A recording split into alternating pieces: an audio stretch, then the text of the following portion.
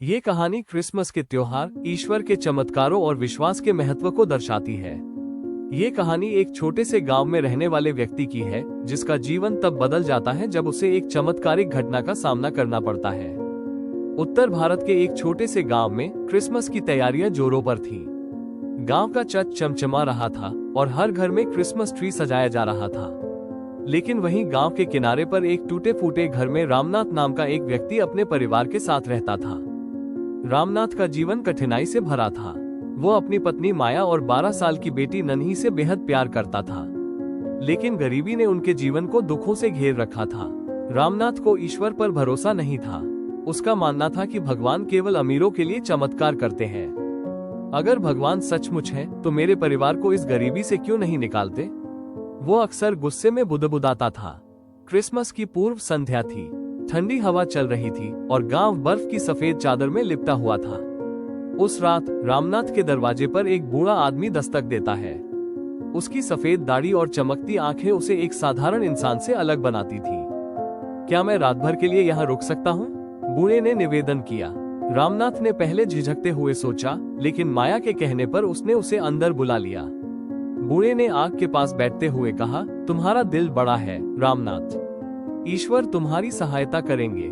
रामनाथ ने हंसते हुए कहा, अगर भगवान को मेरी इतनी चिंता होती तो मेरी बेटी भूखी नहीं सोती। बूढ़े ने मुस्कुराते हुए कहा, भरोसा रखो, चमत्कार केवल उन पर होता है जो विश्वास करते हैं। रात को रामनाथ ने अजीब सपना देखा। सपने में उसने देखा कि वो एक घने जंगल में खो गया है और वहाँ एक रोशनी उसे रास्ता दिखा रही है। उस रोशनी में एक आवाज गूंजी, जिनके दिल में विश्वास है उनके लिए दरवाजे हमेशा खुलते हैं। सुबह उठकर उसने महसूस किया कि वो बूढ़ा आदमी गायब था, लेकिन उसने जाते जाते एक चिट्ठी छोड़ दी थी।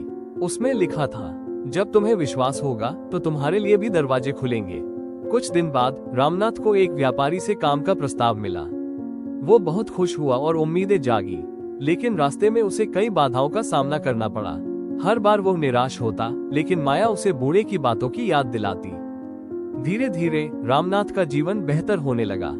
उसने एक छोटी सी दुकान खोली जो धीरे धीरे चल पड़ी। उसने महसूस किया कि उसके भीतर एक नई ऊर्जा और विश्वास जाग उठा है।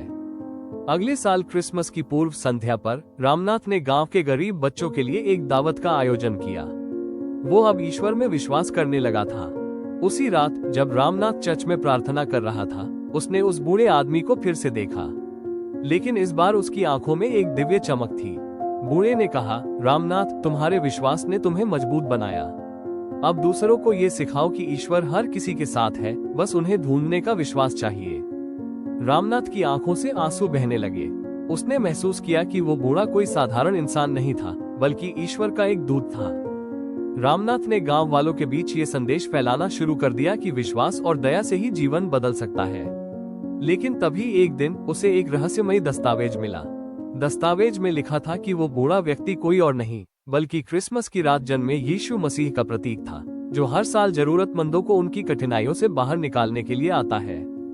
रामनाथ ने ये रहस्य अपने दिल में रख लिया, लेकिन उसने समझ लिया था कि सच्चा क्रिसमस वही है जब हम दूसरों के लिए रोशनी बने।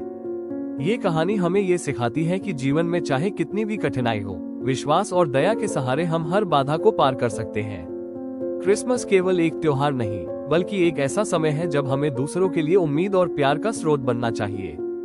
जिनके दिल में विश्वास है, उनके लिए हर दिन क्रिसमस है।